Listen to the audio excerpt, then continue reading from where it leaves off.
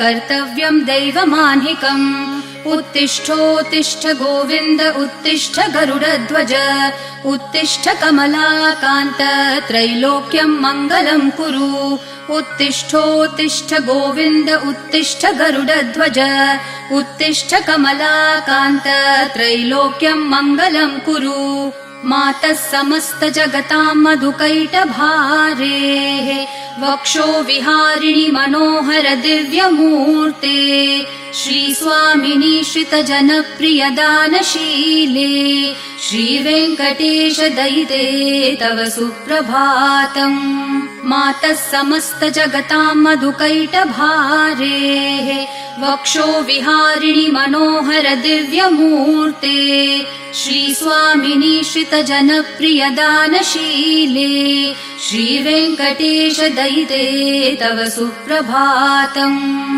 तव सुप्रभातमरविन्दलोचने भवतु प्रसन्नमुखचन्द्रमण्डले विधिशङ्करेन्द्रवनिताभिरर्चिते वृषशैलनाथ दयिते दयानिधे अत्र्यादिसप्तऋषयः समुपास्य सन्ध्याम् आकाशसिन्धुकमलानि मनोहराणि आदाय पादयुगमर्चयितुम् प्रपन्नाः शेषाद्रिशेखर विभो तव सुप्रभातम् पञ्चाननाब्ज भव षण्मुखवासवाद्याः त्रैविक्रमादिचरितं विबुधास्तुवन्ति भाषापतिः पठति वासरशुद्धिमारात् शेषाद्रिशेखर विभो तव सुप्रभातम् ईषत्प्रफुल्ल सरसीरुहनारिकेलपूगद्रुमादिसुमनोहर पालिकानाम् आवाति मन्दमनिलः सह दिव्यगन्धैः शेषाद्रिशेखर विभो तव सुप्रभातम् उन्मील्य नेत्रयुगमुत्तम पञ्चरस्था पात्रावशिष्ठ कदलीफलपायसानि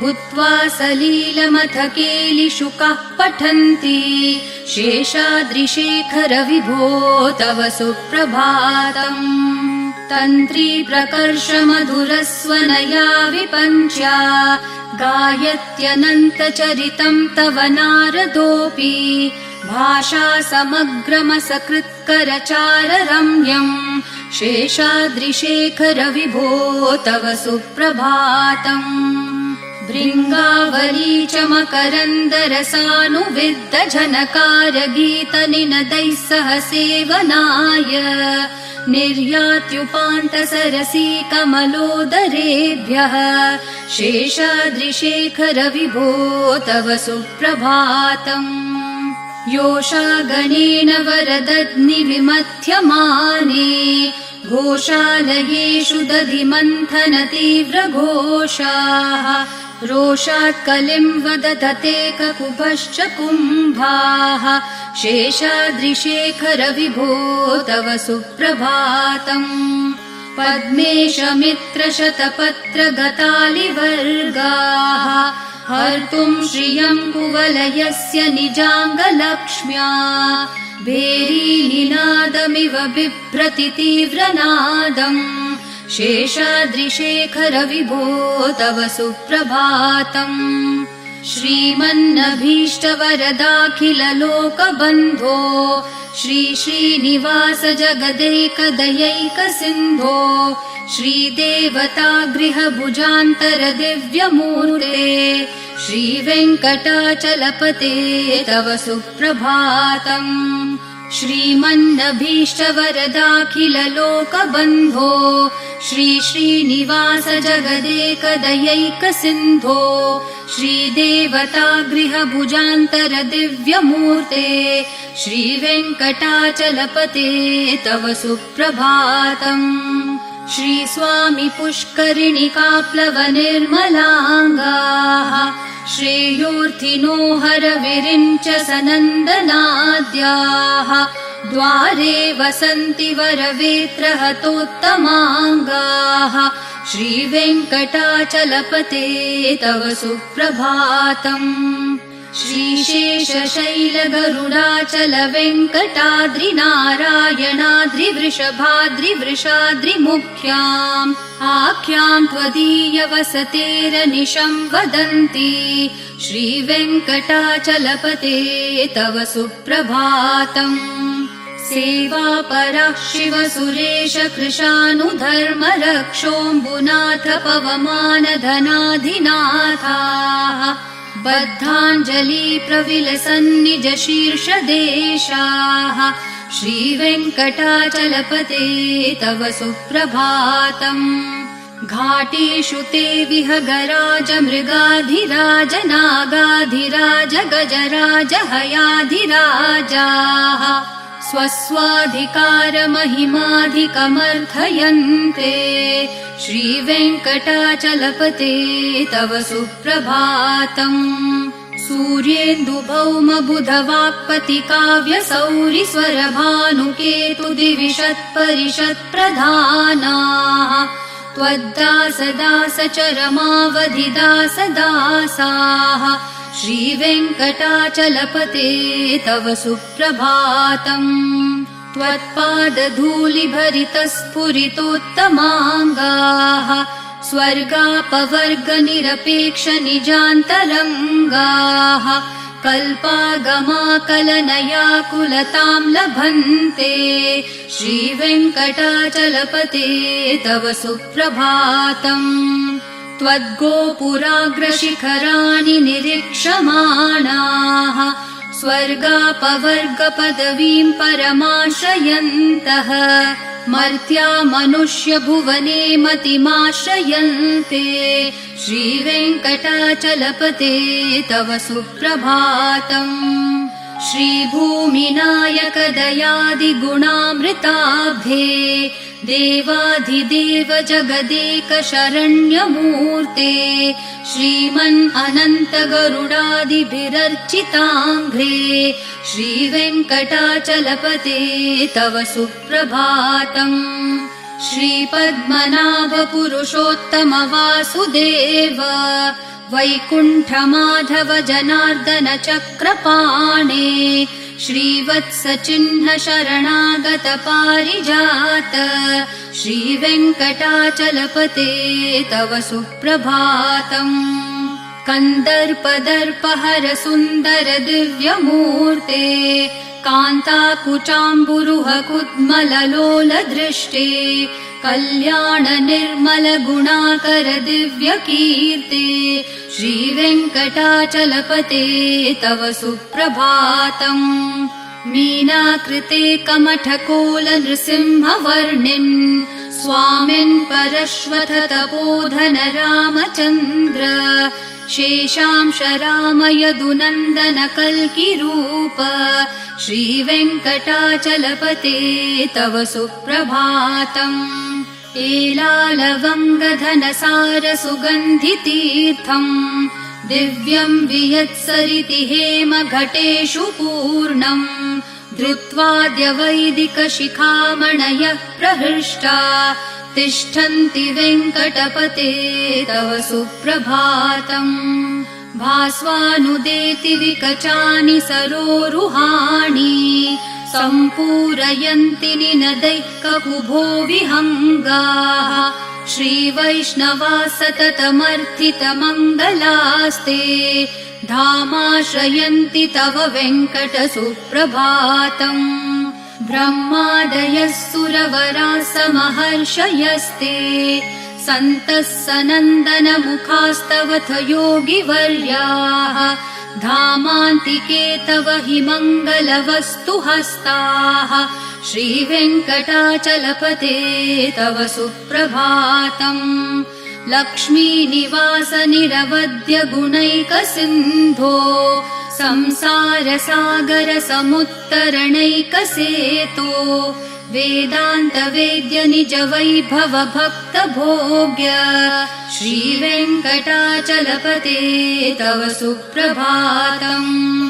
लक्ष्मीनिवास निरवद्य गुणैक सिन्धो संसार सागर समुत्तरणैक सेतो वेदान्तवेद्य निज वैभव भक्त भोग्य श्रीवेङ्कटाचलपते तव सुप्रभातम् इत्थं वृषाचलपतेरिह सुप्रभातम् ये मानवः प्रतिदिनं पठितुं प्रवृत्ताः तेषां प्रभातसमयस्मृतिरङ्गभाजाम् प्रज्ञां परार्थसुलभां परमां प्रसूते इत्थं वृषाचलपतेरिह सुप्रभातम् ये मानवः प्रतिदिनं पठितुं प्रवृत्ताः तेषां प्रभातसमयस्मृतिरङ्गभाजाम् प्रज्ञां परार्थसुलभां परमां प्रसूते कमलाकुचूचुककुङ्कुमतो नियतारुणतातुलनीलतनो कमलायतलोचनलोकपते विजयी भव वेङ्कटशैलपते कमलाकुचूचुककुङ्कुमतो नियतारुणतातुलनीलतनो कमलायतलोचनलोकपते विजयी भव वेङ्कटशैलपते सचतुर्मुख षण्मुख पञ्चमुख प्रमुखाखिल दैवतमौलिमणे शरणागत वत्सल सारनिधे परिपालय मां वृषशैलपते अतिवेलतया तव दुर्विषहै अनुवेलकृतैरपराधशतैः भरितं त्वरितं वृषशैलपते परया कृपया परिपाहि हरे अधिवेङ्कटशैलमुदारमते जनताभिमताभिकदानरतात् परदेवतया गदितान्नगमै कमलादयितान्न परं कलये कलवेणुरवावशगोपवधू शतकोटिवृतात् स्मरकोटिसमात् प्रतिवल्लविकाभिमतात् सुखदात् वसुदेवसुतान्न परं कलये अभिराम गुणाकर दाशरथे जगदेकधनुर्धर धीरमते रघुनायक राम रमेश विभो वरदो भवदेव दया जलदे अवनीतनया कमनीयकरं रजनीकर चारुमुखाम्बुरुहम् रजनीचरराजतमो मिहिरं महनीयमहं रघुराममये सुमुखं सुहृदं सुलभं सुखदं स्वनुजं च सुखाय ममोघशरम् अपहाय रघुत्वहमन्यमहं न कथञ्चन कञ्चन जातु भजे विना वेङ्कटेशं न नाथो न नाथ सदा वेङ्कटेशं स्मरामि स्मरामि हरे वेङ्कटेश प्रसीद प्रसीद प्रियं वेङ्कटेश प्रयच्छ प्रयच्छ विना वेङ्कटेशं न नाथो न नाथ सदा वेङ्कटेशं स्मरामि स्मरामि हरे वेङ्कटेश प्रसीद प्रसीद प्रियं वेङ्कटेश प्रयच्छ प्रयच्छ अहं दूरतस्ते पदाम्भोजयुग्म प्रणामेच्छयागत्य सेवां करोमि सकृत्सेवया नित्यसेवाफलं त्वं प्रयच्छ प्रयच्छ प्रभो वेङ्कटेश अज्ञानिना मया दोषान् अशेषान् विहितान् हरे क्षमस्व त्वं शेषशैलशिखामणे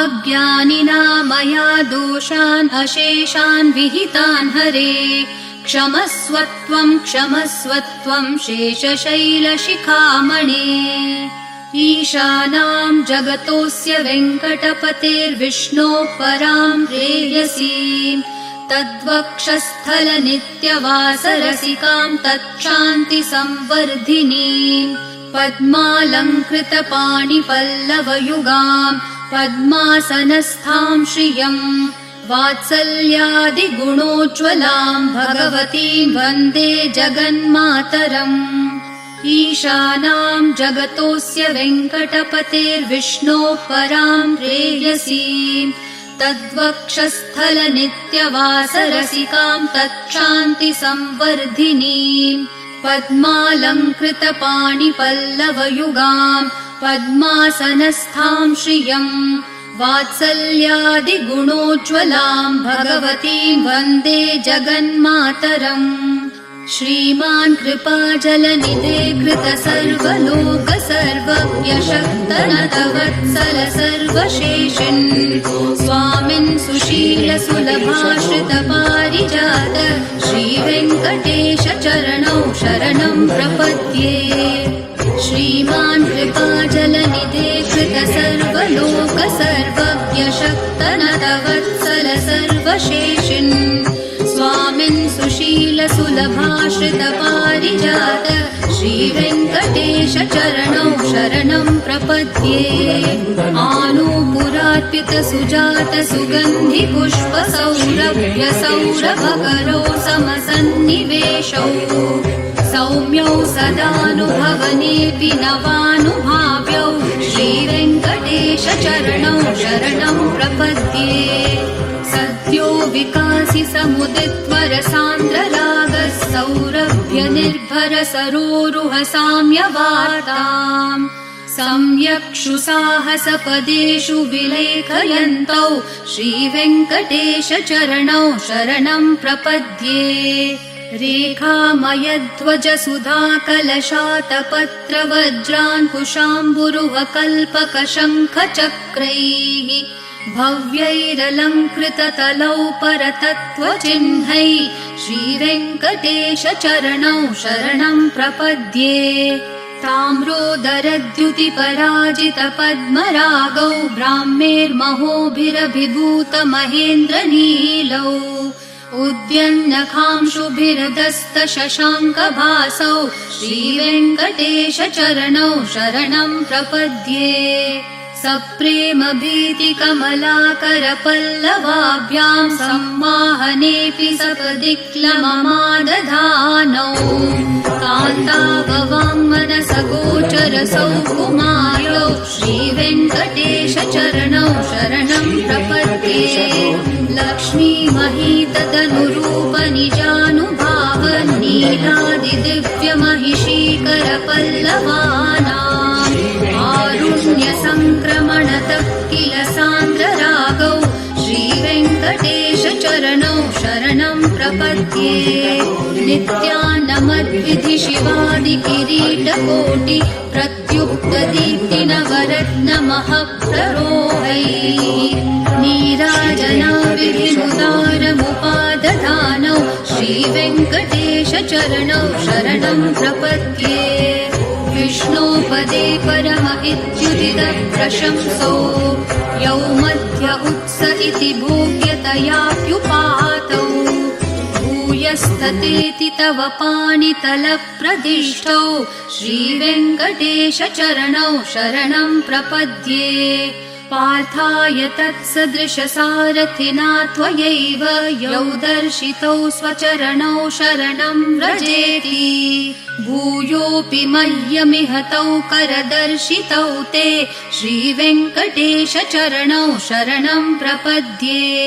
मन्मूर्धिकालियफने विकटाटवीषु श्रीवेङ्कटाद्रिशिखरे शिरसि श्रुतीनाम् चित्तेऽप्यनन्यमनसां सममाहितौ ते श्रीवेङ्कटेश चरणौ शरणं प्रपद्ये।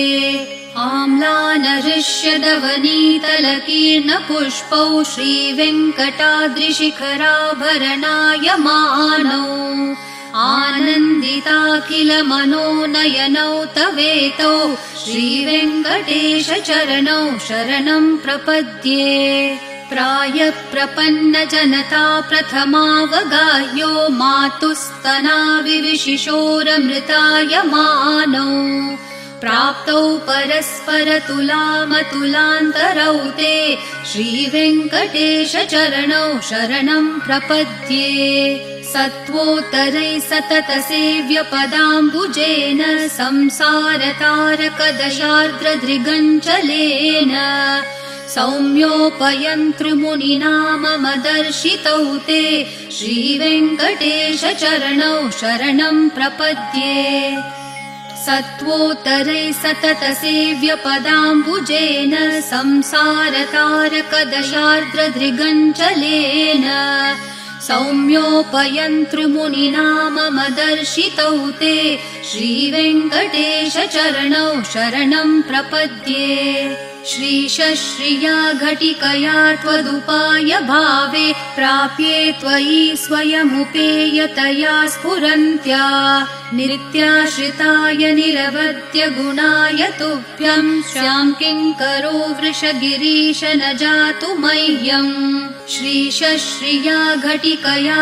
त्वदुपाय भावे प्राप्ये त्वयि स्वयमुपेयतया स्फुरन्त्या नित्याश्रिताय निरवद्य गुणाय तुभ्यं स्यां किङ्करो वृषगिरीश न जातु मह्यम् श्रियः कान्ताय कल्याणनिधये निधयेऽर्थिनां श्रीवेङ्कटनिवासाय श्रीनिवासाय मङ्गलम् श्रियः कान्ताय कल्याणनिधये निधयेऽर्थिनां श्रीवेङ्कटनिवासाय श्रीनिवासाय मङ्गलम् लक्ष्मी सविभ्रमालोकसुप्रविभ्रमचक्षुषे चक्षुषे सर्वलोकानां वेङ्कटेशाय मङ्गलम् श्रीवेङ्कटाद्रिशृङ्गाग्रमङ्गलाभरणाङ्ग्रये मङ्गलानां निवासाय श्रीनिवासाय मङ्गलम् सर्वावयवसौन्दर्यसम्पदा सर्वचेतसां सदा सम्मोहनायास्तु वेङ्कटेशाय मङ्गलम् नित्याय निरवध्याय सत्यानन्दचिदात्मने सर्वान्तरात्मने श्रीमद्वेङ्कटेशाय मङ्गलम् स्वतः सर्वविदे सर्वशक्तये सर्वशेषिणे सुलभाय सुशीलाय वेङ्कटेशाय मङ्गलम् परस्मै ब्रह्मणे पूर्णकामाय परमात्मने प्रयुञ्जे परतत्त्वाय वेङ्कटेशाय मङ्गलम् आकालतत्त्वमशान्तम् आत्मनामनुपश्यताम् अतृप्तामृतरूपाय वेङ्कटेशाय मङ्गलम् प्रायस्वचरणौ पुंसां शरण्यत्वेन पाणिना कृपया दिशते श्रीमद्वेङ्कटेशाय मङ्गलम् दयामृत्तरङ्गिन्यास्तरङ्गैरिव शीतलैः अपाङ्गैः सिञ्चते विश्वं वेङ्कटेशाय मङ्गलम् सद्भूषाम्बरहेतिनां सुषमावहमूर्तये सर्वार्तिशमनायास्तु वेङ्कटेशाय मङ्गलम् श्रीवैकुण्ठविरक्ताय स्वामि पुष्करिणीतटे रमया रममाणाय वेङ्कटेशाय मङ्गलम् श्रीवैकुण्ठविरक्ताय स्वामि पुष्करिणीतटे रमया रममाणाय वेङ्कटेशाय मङ्गलम् श्रीमत्सुन्दरजामातृमुनिमानसवासिने सर्वलोकनिवासाय श्रीनिवासाय मङ्गलम् मङ्गलाशासनपरैर्मदाचार्यपुरोगमैः सर्वैश्च पूर्वैराचार्यैः सत्कृतायास्तु मङ्गलम्।